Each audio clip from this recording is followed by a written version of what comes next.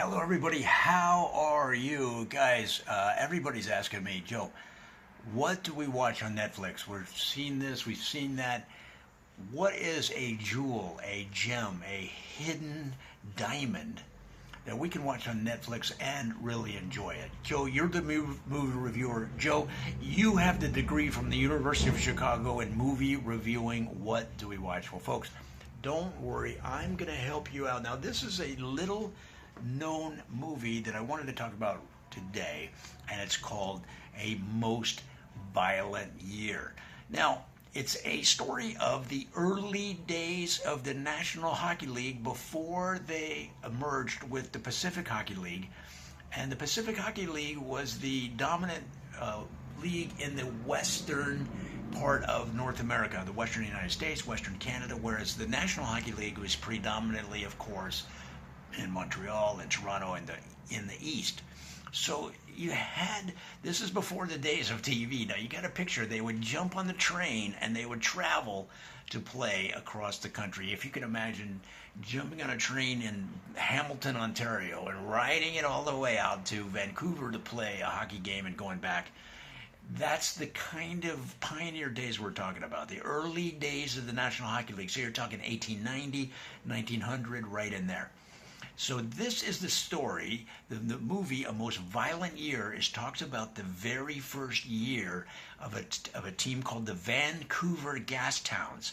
Now, Gastown is a neighborhood of Vancouver. It's an old part of the city. It's a quaint part of the city. And it's where the arena was. The Vancouver Memorial Coliseum was right there in Gastown, so they named the team the Vancouver Gastowns. Gastown got its name because of the huge number of bean manufacturers and distributors and processing plants right there in town. So Gastown is based on the beans industry, which powered the original economy of Vancouver. Vancouver's early days got established by two things: shipping and beans, and shipping the beans, processing, distributing the beans all over the world. British Columbia, BC, got its name from beans country. See, BC, beans country, and then they made it into more of a magisterial sounding, or a better way to put it is a more tourist attractive sounding British Columbia, but it was originally BC, beans country. So now the violence part of the very first year of the Vancouver Gastowns was two things going on. See, a lot of these movies, people, this is why I can add value to your viewing of these movies, because a lot of people don't know what's going on. You had the violence of the sport itself, okay?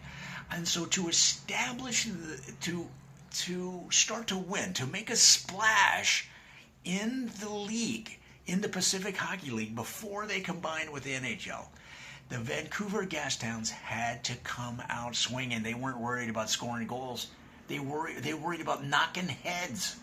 So the owner, he didn't hire good hockey players. He hired thugs. He hired criminals. If you could knock a guy out with one punch, you were hired. So these guys could barely skate. The owner didn't care. Why? Because he wanted to sell the violence to the Gastown community, to the people of Vancouver. He was only interested in selling violence. That's what he was selling. And that's why you have a lot of the rules now in the National Hockey League and the early Pacific Hockey League were established because of the ultra violence of this team. Have you ever seen the movie Gangs of New York? The early days of the gangs in New York City and Manhattan? This is the Vancouver hockey version of that. And these guys, I mean, they would drop the puck, and the Vancouver Gastowns, they didn't go for the puck. All they did was, the player across from them, lined up across from them with the faceoff, they would immediately pull their jersey over their head and start punching them in the head within 2-3 seconds of the game starting. The owner didn't care, and he had an eye for talent. He had an eye for showmanship because the arena was packed. The Vancouver Memorial Coliseum was packed with people that worked in the beans factories around the stadium, around the Coliseum. They wanted to see hockey, but they more wanted to see people getting beat up. And that's exactly how the Vancouver Gastowns established themselves in the early days of the Pacific Hockey League, which later combined with the National Hockey League to form the early days of the NHL that we know today. So the violence is that first year. In the first game, there was 747 penalty minutes handed out. The game took 6 hours because they kept having to stop fights. That's in the very first game against the Montrealers, which later became the Montreal Canadiens. Then the second game, when they played the Toronto Lakers, the Toronto Lakies. When the Toronto Lakies came in, that game was 7 hours, and there was over 2,057 penalty minutes handed out. Guys, it was chaos. You're talking like 1895. I'm not sure what that first year was, 1900, 1901. Again, before television, before radio, before even most of the laws were made. It was just a lawless country. Canada was this lawless country, and so they appreciated it. It wasn't like, I mean, the penalties were, it just was chaos. The on ice was chaos. To give you an idea, in the early days of Vancouver, they talk about Los Angeles was a lawless town in the early days. Vancouver had like 6 laws, one of which was you couldn't spit on the sidewalk, which people just laughed about. They'd spit and then they'd laugh, and then you go, "What are you going to do? Arrest me?" And then they'll laugh. You could get away with, you could walk a muskrat down the streets of the town on a leash. There weren't any laws. They didn't care. You could walk 3 or 4 beavers without leashes through the streets of Vancouver. No policeman was going to stop you. You know why? They were at the Vancouver Gastowns game. They weren't on the streets. They were getting paid, but they were at the Vancouver Gastowns game, watching people from Vancouver and Toronto and Winnipeg get the snot beaten out of them. So guys, it sounds maybe one-dimensional, but there's a lot of backstory behind the scenes.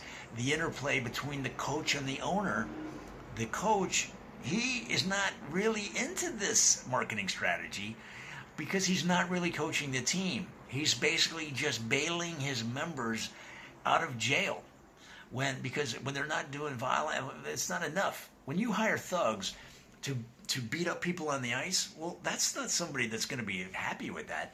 They're going to come off the ice, go to those bars around the arena after the game and get in more fights. And some of those bars are still there. You got Beans and More, that was there. You got Beans McGrisby's. I can never say the name. I just call it Bean Grisby's. That bar is still there. And then, of course, you got O'Beanagans. O'Beanagans is an Irish bar run by an Irish mob that almost took over the entire beans industry, which is going to be a whole separate story when Lionsgate brings that to the big screen. But so you see what I mean? The coach, he couldn't even coach. He wasn't coaching players. He was babysitting thugs. So the coach wants to take over the team. The owner knows that the coach is going to make a play. He senses, because he's street smart, he senses that the coach wants to make a play for the ownership of the team, but he needs this particular guy to coach the team and take care of the thugs because he's former American FBI. He knows how to handle these types of players, okay?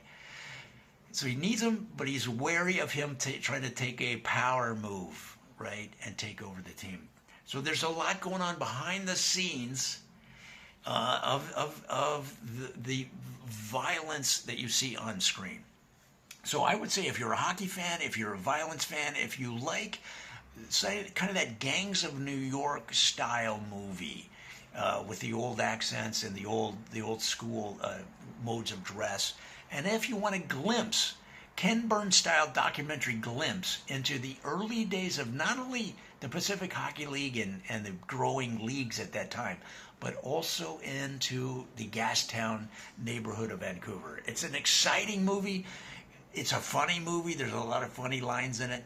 So you got the violence, you got the humor, you got the drama, you got the intrigue, you got political intrigue, behind the scenes stories. There's a love interest. All right, I can't tell you the ending. Everybody's always asking me, "Can you tell me the ending?" I can't. It's part of my code. When I went to the University of Calgary, and I took their 5-week course in movie criticism, it's the one thing they told us. They said, "Whatever you do," they said it in a Canadian accent, but they said, "Whatever you do, do not tell the ending." Guys, check it out. It's